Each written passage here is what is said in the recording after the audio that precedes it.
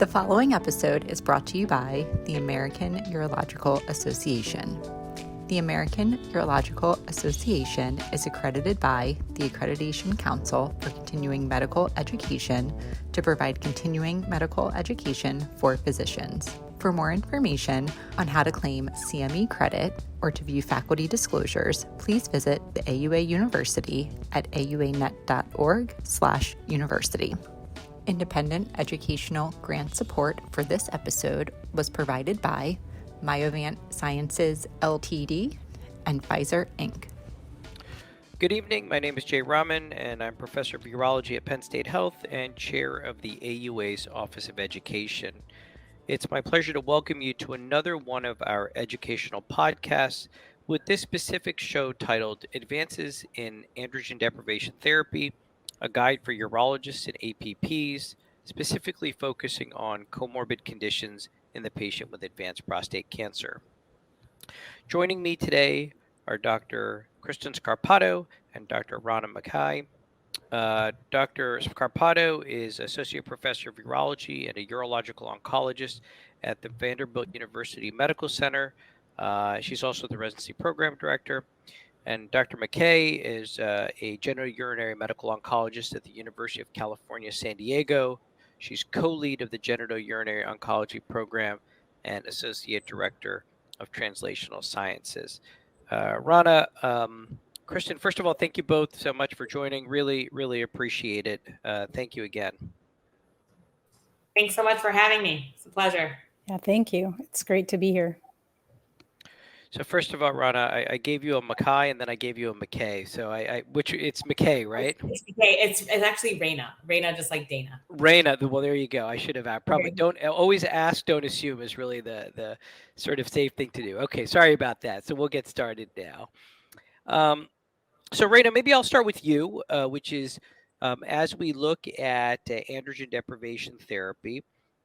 Maybe take us through what we should be thinking about with regards to bone health and then maybe what some of the agents that we should be incorporating as part of our treatment regimens. Absolutely. So I think bone health is critically important for patients that are receiving androgen deprivation therapy. There's a couple of factors to consider. It's, treatment-related bone loss that can happen while people are on ADT. People can certainly be at risk of fragility fractures, which is really the key thing we want to try to prevent. And then the other category is prevention of symptomatic skeletal related events in people with hormone resistant disease. So there's two indications for thinking about optimizing, bone treatments, bone directed therapies, and it's treatment related bone loss and prevention of symptomatic skeletal related events. There's a couple of different strategies that, I think we employ in the clinic. And a lot of what we do in the clinic is really around education and prevention. And, for thinking about patients that are starting on ADT, I think it's educating around a, healthy lifestyle that's going to protect the bones, weight bearing exercises, ensuring adequate calcium and vitamin D supplementation. In addition, clinicians can utilize the FRAX score, which initially wasn't really developed for people that were starting on ADT. It was largely utilized in, women who were, at risk of osteoporosis, kind of going through menopause. But it can still be informative in this context to assess fracture risk. And really by doing that exercise, getting a baseline DEXA scan, you can assess somebody's risk and then continue to monitor them while they're on therapy. There are drugs that can be used for those patients that are at highest risk of fracture. And when I'm thinking about high risk of fracture, I'm thinking about those individuals that have a 10-year risk of fracture anywhere that's greater than 20%, in the 10 to 20% range. And those people that have a 10-year risk of a hip fracture that's greater than 3 to 5% really is where you're kind of thinking about potentially implementing osteoclast targeted therapies, whether they be Prolia, Reclast, Fosamax. There's a lot of different agents that are out there. They're all equally effective, but just have different modes of administration and slightly different side effect profile. Great. So I guess just a real practical question is, what sort of test do you get with regards to assessing bone mineral density? And when do you get this? Do you get this prior to initiating any ADT? Maybe just take us through that for a moment. So I like to get a baseline DEXA scan on all patients that are initiating ADT that are over the age of 50. It doesn't have to immediately be before they start ADT. It doesn't have to delay their treatment start. But I usually get it in most individuals, around the time that they're starting on their ADT. And really it's to assess baseline, assess severity of bone loss that may already be present, and then monitor over time. For those individuals that are undergoing short course ADT, their likelihood of running into trouble is, low. Most of those individuals just doing 6 months of ADT, but in a lot of scenarios, in the high risk setting, biochemically recurrent setting, and advanced setting, we're doing long-term ADT, and these people can be at risk. So let's maybe talk about that latter group, those patients who are going to be on long-term ADT. So you talked roughly about when you get your baseline study, around the time that they start therapy. It doesn't necessarily have to be exactly before, but right around the time they start. And then maybe just give us your practice of when do you repeat the study and how often? Yearly, every other year? Maybe take us through that. Yeah, so for those patients that are on more chronic long-term ADT, if they start out with a normal DEXA scan, I usually don't repeat it for another 2 years. If they are starting out with osteopenia, or even if they have frank osteoporosis, then I'm repeating the scan on a yearly basis. And even in individuals who discontinue therapy, there are some people that stay hypogonadal for a protracted period of time, and you need to continue to monitor those individuals during that hypogonadal period and look at sort of, preventing further degradation and actually recovery. So now I'm going to maybe pivot and ask you sort of about a sort of second set of sequelae that can occur with ADT. So we've talked about bone health. Maybe give us a sense, Raina, about the impacts from a cardiovascular perspective. Maybe we'll start with that. And then also maybe an endocrine perspective for these patients. Absolutely. So there has certainly been, so I will step back and say that in patients who have prostate cancer, cardiovascular disease remains the leading cause of mortality in these individuals, not necessarily prostate cancer. And we know that ADT can cause metabolic changes that can increase a patient's cardiovascular risk. It can cause, insulin resistance, raises LDL levels, can cause sarcopenia, higher fat mass, increases the risk of thromboembolic events. I think there's certainly been mixed data regarding cardiovascular mortality as a side effect of ADT. The data are quite mixed. I think certainly the population that's at highest risk when they're starting ADT are those individuals who have an underlying history of cardiovascular disease, and particularly those who have had a recent event, within the preceding year of them starting ADT. That's a particularly vulnerable population. So, and I think the other thing is kind of segueing with the lower insulin sensitivity, that they're, if people are not careful, you're not watching diet, they're not exercising, they can be at risk of diabetes. So you were telling, are there any specific trials, and maybe you had mentioned that, but are there any specific trials that have sort of looked at the cardiovascular safety and have sort of looked at maybe agonists versus antagonists and any data between them? Yeah, very good question. So I think there is sort of this data that GnRH antagonists may have a slightly more favorable cardiovascular profile, given the effect on FSH and LH. The levels are lower with regards to GnRH antagonists that can potentially mitigate cardiovascular risk. And there was actually a very large study that was conducted. It was the first prospective international randomized trial called the PRONOUNCE trial, where the primary endpoint was really designed around cardiovascular safety that compared GnRH antagonist degarelix with GnRH agonist.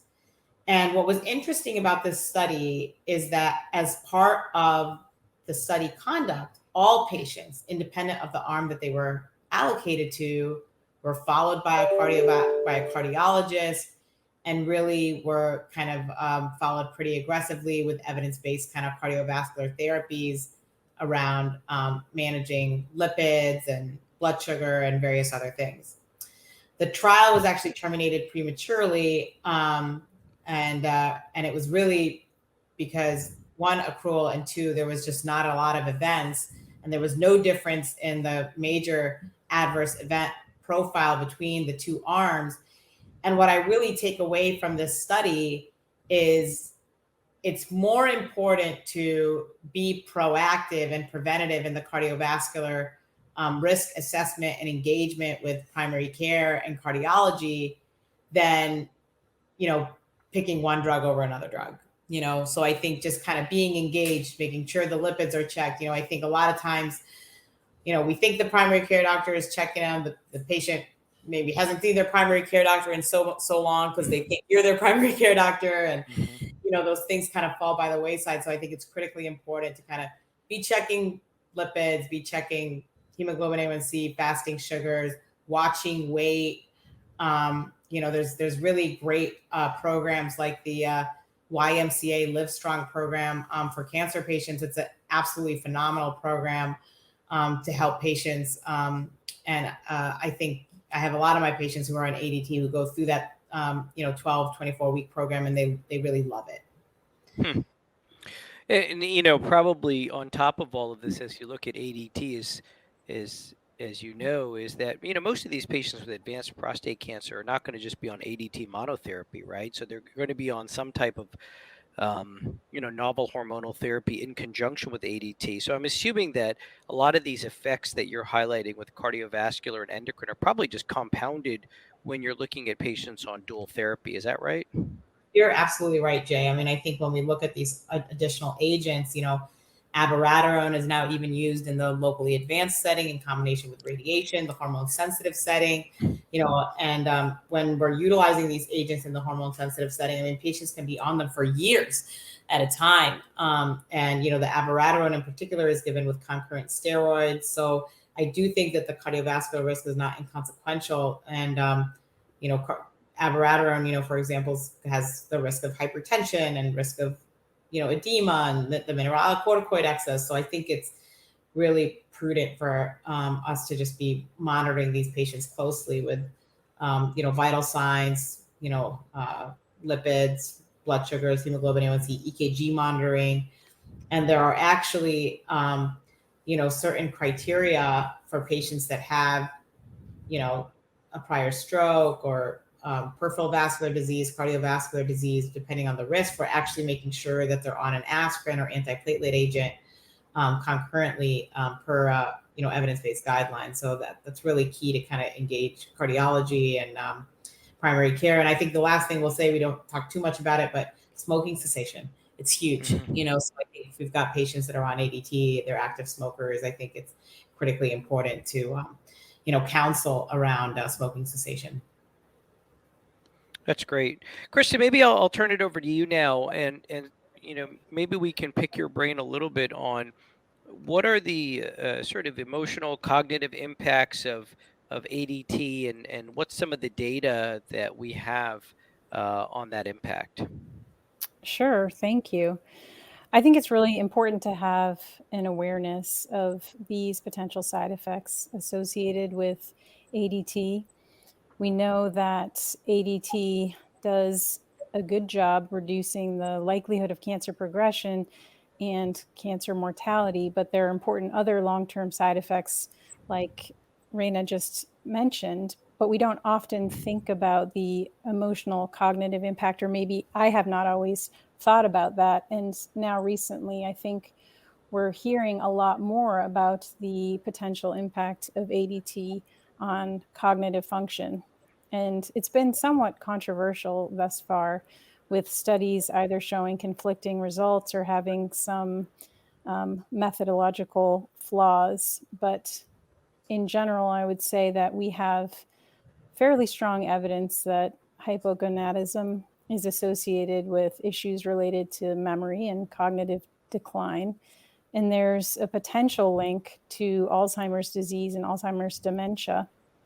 And it's postulated that these changes might be related to impaired neuron growth or axonal regeneration or abnormal protein folding.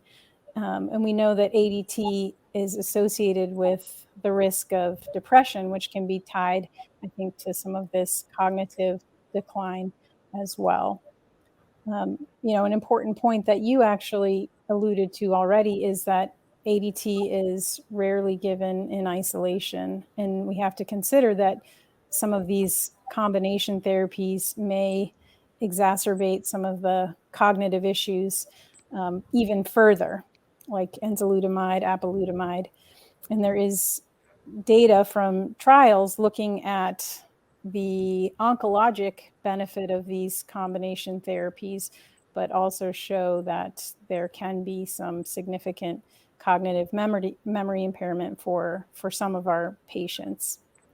Some of the more interesting recent data, I think, relates to duration of ADT exposure and the risk of Alzheimer's and cognitive decline. There was a JAMA paper published fairly recently looking at SEER data, and this was a retrospective cohort study that identified men who had received ADT within 2 years of diagnosis, and these patients were evaluated to determine for a possible association between ADT exposure and these cognitive side effects. And they also evaluated the dose with the association of dementia. And so in this JAMA open trial, there were over 150,000 men who had newly diagnosed prostate cancer, were in their mid-60s at least or older, and could have had either localized or locally advanced prostate cancer, and then needed to be followed for at least 10 years. And we can see the exposure to ADT group compared to the no exposure to ADT group. There was a significant association with a diagnosis of Alzheimer's during follow-up, with a hazard ratio of 1.14, and then a stronger association with the development of dementia. And it was a dose response. So looking at the duration did correlate with the more significant risk. And it wasn't 10 years of ADT, it actually was looking at it in terms of number of doses. And so patients can be exposed to what I would consider a fairly small amount of ADT, or a short duration, let's say, and still experience these side effects. And more recently, there was some exciting work published in the Journal of Urology out of UCSF, again, evaluating this potential association using the CAPTURE data, CAPTURE being a nationwide registry. And in this study, over 15,000 men with prostate cancer were enrolled across a variety of sites, academic centers, community practices, VA hospitals, and they found a twofold increased likelihood of new onset dementia among patients who received ADT. So in total here, 2.3% of patients were diagnosed with dementia during a follow-up of at least 7 years. And again, we see that the cumulative ADT dose is significantly associated with dementia. And they did a really nice job in this study controlling for known and unknown factors that may potentially impact the relationship between ADT exposure and the development of dementia. So I really think it's highlighting another important potential side effect of ADT. While it does all these good things oncologically, we really have to be thorough in our counseling and consider the fact that these are older patients who may have some baseline cognitive decline already. Patients may be on multimodal therapy, or often they are, and this may be admixed with depression and other changes. And so we need an awareness that this can happen to patients on ADT. And I don't think that urologists need to necessarily know how to diagnose it, but need an awareness, need to talk to the patient, and certainly refer if there's any concern. And then many patients come into our clinics with another family member who may bring this cognitive decline up as something they've noticed. So just really important for us to have an awareness of this association. No, I totally agree, and I think you did a great job in summarizing some of these new studies out there, and certainly we'll link off the podcast some of these references, which, as you alluded to, are both recent but also really high quality references for our listeners. So, Kristen, I think the other thing that urologists and urologic practitioners, frankly, in general, will see a lot of is not just maybe patients with advanced prostate cancer who are on long-term ADT, but maybe those with localized disease, unfavorable intermediate risk, high risk, very high risk, who maybe are being co-managed with radiation oncology and are getting long-term ADT, 6 months to maybe 24 months ish, or longer. And I think what we probably see a lot in our practice is going to be some of the sexual function and quality of life side effects. And frankly, I think these are probably issues that patients are going to assume that we are going to be able to manage, or at least are versed in managing, just given the subspecialty or the specialty of urology. So maybe talk to us a little bit about this other aspect, which is sort of sexual function and quality of life in these patients on ADT. Yeah, absolutely. Really an important topic, and one that we should be comfortable in talking to our patients about, and have an awareness of when to refer, how to refer. And certainly, I think one of the most important things we can do if we're seeing these patients before treatment is pre-treatment patient counseling. Really, really critical. We all have great outcomes, of course, but certainly patients experience symptoms and quality of life issues related to sexual function. Again, often patients are having surgery to remove their prostate and then go on to get ADT, or, as you said, are getting ADT together with brachytherapy, or with radiation therapy. And the side effects can be sort of additive here. And so we're managing the side effects from a couple of different therapies here.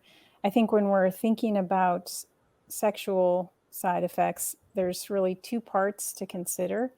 There's sexual function, and that can be particularly impacted by treatment for localized disease, and then also ADT. And then there's sexual desire, and that can be impacted by ADT, and even so, I would say, by some localized therapy. But if we're starting with sexual function, which I think is perhaps easier to address than libido, I think it's important when we talk to patients about ADT that loss of sexual function is not necessarily inevitable, but it's extremely common when patients are on ADT, and often it can be profound. So I would say the majority of men do experience this with ADT. And so we need to consider baseline function in our patients, baseline sexual activity, and asking patients with standardized questionnaires so that we can assess for this is important. Thinking about comorbid conditions, which can impact a patient's sexual function, also really important. And then duration of ADT, if someone is temporarily going to be on that while receiving hormone therapy, duration can impact the results of or the time course of a patient's sexual dysfunction as well. So in addition to assessing their function at the beginning of therapy and then throughout the course of therapy, we can intervene with oral PDE5 inhibitors, intraurethral suppositories, vacuum erection devices, and then intracavernosal injections for patients who have had surgery previously or even radiation. Sometimes an IPP is indicated, and also can be helpful in patients who have had ADT therapy. The way that our practice is set up, we have kind of specialists who manage all of these different aspects of sexual dysfunction associated with prostate cancer treatment, but many urologists are treating all aspects of this care. And so I think having awareness and ability to know what to do either personally or who to refer to is really important. And then there's the second part of this, which I think is kind of harder to manage, and that's loss of desire or loss of libido. Not uncommon to see this in men who are on ADT, and this can be multifactorial. It can be related to the loss of testosterone itself and a feeling of being less masculine. It can be tied in with the depression that we talked about in the prior discussion. And it can be linked also to changes in body habitus. And so we talked a little bit with Raina about endocrine changes. And so as the body's shape changes and there's an increase in fat and a loss of muscle mass, there can also be changes in the male breasts. And you can see enlargement and tenderness, and all of that can kind of contribute to loss of sexual self. In addition to penile rehab, which doesn't necessarily get at this, there's some controversial data related to the role of initiating exercise programs for these patients to help improve sexual desire. The jury may still be out on that, but my personal opinion is that it certainly can't hurt. And if there's a potential benefit, then why not go for it? And so, a lot to consider, but making sure that our patients are aware of these side effects, I think, helps combat them and may be beneficial at every sort of step of the way. Sure. So, Raina, maybe I'll turn it back to you now. And I think you alluded to this a little bit or a little earlier, which is sort of taking a look not just, in our narrow lens of a cancer patient who's on their therapy. In this case, we're talking about ADT, but sort of a little bit more of a holistic view of the patient and sort of the other factors that probably are going to be an interplay beyond that. Maybe just talk to us a little bit about that, and if there's any recommendations from any of the large organizations on what we should be recommending for these patients. Yeah, no, absolutely. I mean, I think it's critically important to kind of look at the whole person as these individuals are going through ADT. It is life altering, and I think their sense of self and sense of being does change. And I think looking at optimizing on all fronts is really key. I think focusing on optimizing diet, exercise and physical activity, sleep. And in some situations, I know patients may be very keen on, nutraceuticals and supplementation and what's a good way of going about that in a safe manner. I think when it comes to diet, I think, there's a paucity of prospective kind of randomized trials like we would think about in, the context of clinical care and therapeutics that we use in the clinic. I think that the data that is out there for prostate cancer and for other malignancies, preclinical data, kind of cohort analyses are really focused on a Mediterranean style diet with increased consumption of antioxidants, limited red meat consumption, but good protein intake. I think protein is really key for these patients that tend to lose muscle mass. Good fruits and vegetables, complex carbohydrates. I think are good, like beans, lentils, things like that. But kind of fine grains and sugars probably want to omit in the diet. And I wouldn't say that I would get behind any one specific diet. There's a lot of fad diets that are out there that have their benefits and risk. Keto, paleo, you name it. No carb. I think it's really about moderation and kind of ensuring that it's a diet that's rich in fruits and vegetables and protein and kind of limited kind of sugars, fried foods, things like that, fatty foods. I think when it comes to exercise, the American Heart Association recommends 30 minutes of sustained cardiovascular activity where you're really getting your heart rate up above 100 about 5 days a week. And I think in general, I tell patients if they're able to get 3 to 6 hours of exercise in a week would be, great. And I think there are lots of different resources out there to help patients with exercise. From do it at home type of programs. Like there's a program called Silver Sneakers.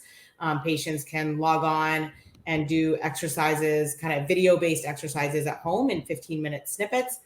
Or there's something more advanced like, the Live Strong program through the YMCA and other sorts of things like that. I think trying to not be sedentary is key, walking around as physically active as possible. I think sleep is really particularly important. I think a lot of patients struggle with sleep when they're on ADT. They get hot flashes at night. They have nocturia. So I think sleep hygiene is, particularly important. A lot of methods to, just develop good habits, making sure that the room is dark, melatonin production. You wake up in the middle of the night, turn on the light, boom, you shut off your melatonin production. So limiting the bedroom for sleeping, no TVs, no screen time before bed. That can kind of really impact people's ability to sleep. Exercise actually helps sleep as well. And so increased exercise can help sleep. I think naps are okay during the day, but napping beyond, 30 minutes, maximum an hour, it can actually negatively impact sleep at night and sleep hygiene. Caffeine intake, of course, is important as well. And kind of, food, drink consumption kind of in the evening time, people waking up in the middle of the night. I think with regards to the hot flashes, sleeping with a fan at the bedside can help a lot. I have some patients who will do a cooling mat on their bed.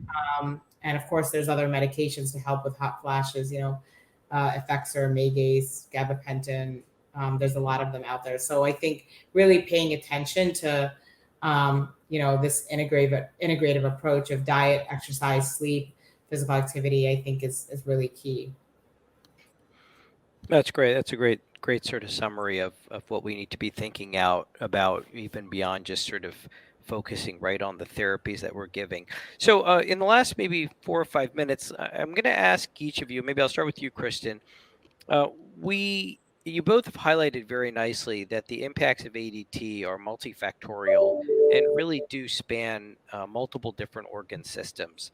And so talk to us a little bit about multidisciplinary care and the interplay of sort of the variety of different specialists or experts that sort of are probably involved when you look at the impact of long-term ADT on patients. Yes. I want to start by just making 2 points. One of the reasons I love prostate cancer is the fact that it is so multidisciplinary, and I get to work with people like Dr. McKay and the others who are so important to maximizing and improving patient outcomes. And 2, I think that there's so much to consider that we have highlighted some of it tonight. And it can be a little overwhelming to feel like, oh my gosh, I need to know this about assessing cardiac risk and know this about bone health and this about that. And it's important to have an awareness about all of those things, but in multidisciplinary collaboration, you can phone a friend and help improve outcomes by sending patients to the experts for cardiac disease, for instance. And so multidisciplinary care for these patients is great. I would say recently I have formed a pretty close association with our pharmacists, and I think of relugolix as a reason for that. But there are so many agents now that are given that are hormonally active in this space, and having a good relationship with your pharmacist to understand when to give them, what are some contraindications, and what are some potential side effects. I think that that's really important. And one other group I'll highlight it for patients with really advanced disease is palliative care. And that's a topic that's kind of near and dear to my heart, but we're seeing much more of that in the education of urologists, and that can really help improve symptoms for our patients with advanced prostate cancer, and manage some of the challenging communication with more advanced disease and end of life care. Raina, any thoughts from your perspective? Yeah, I mean, I echo that completely. I think the other thing I think to kind of think about is really actually also engaging the patients as well. I mean, this is a very, not to say unique patient population. Patients can live with this disease for a very, very long time. And they've picked up tricks along the way of things that kind of work and strategies to help them. And I'm constantly learning from my patients about, a lot of different things that are out there and available within the local community. There's a lot of advocacy groups between the Prostate Cancer Foundation, Zero, Movember. So I think tapping into that and keeping the patients engaged along the way is really critical. And I think in addition to kind of like the 3-pillar kind of, disciplines of kind of urology, medical oncology, and radiation oncology, I think, I love the integration of pharmacy, but, others as well, like, for those patients that have refractory bone disease or osteoporosis, engaging endocrinology for those patients that have, they're found to be BRCA1 mutated, like, that's germline, engaging genetics. So I think it really is a multidisciplinary team. And I think even in the context of people who have advanced disease, I'm constantly leaning on our urology team, whether they're obstructed, they need a TURP, their lymph nodes grew, they need to be stented. Like it's just at every step of the of the disease, there's opportunities for multidisciplinary collaboration and kind of discussion around, the best ways to optimize care for these individuals. Great. No, both of you, very well stated.